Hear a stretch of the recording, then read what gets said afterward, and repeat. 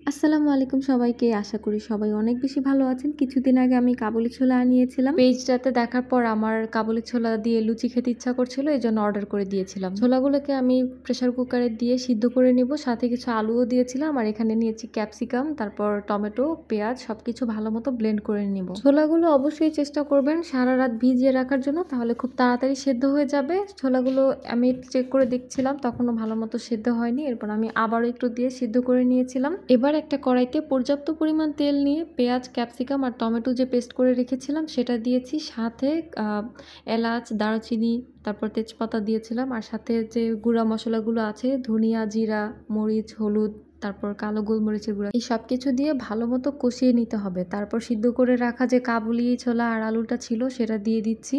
এবার ভালো মতো জাল দিয়ে নিতে হবে। রান্নার আসল মজাটাই কিন্তু আপনি কতক্ষণ চুলায় জাল দিচ্ছেন। তারপর একটু ভালো মতো নেড়ে চেড়ে এরপর আমি দিয়ে দিয়েছিলাম পানি, সাথে কাঁচামরিচও দিয়েছিলাম। চেষ্টা করবেন চুলার আঁচটা মিডিয়ামে রেখে রান্না করতে, যেন আস্তে আস্তে কুক হয় পুরোটা খাবার। এই তো আমার কাবুলি ছোলা রেডি। এবার চলে যাচ্ছে লুচি ভাজার জন্য। আমি ময়দা মাখিয়ে রেখেছিলাম, এরপর ছোট ছোট লুচি বানিয়ে লুচিগুলোকে ভেজে নিচ্ছি। লুচিগুলো ভাজা হয়ে গেলে এই লুচি আর কাবুলি ছোলা দিয়ে পরিবেশন করেছিলাম, খেতে খুবই মজা হয়েছিল।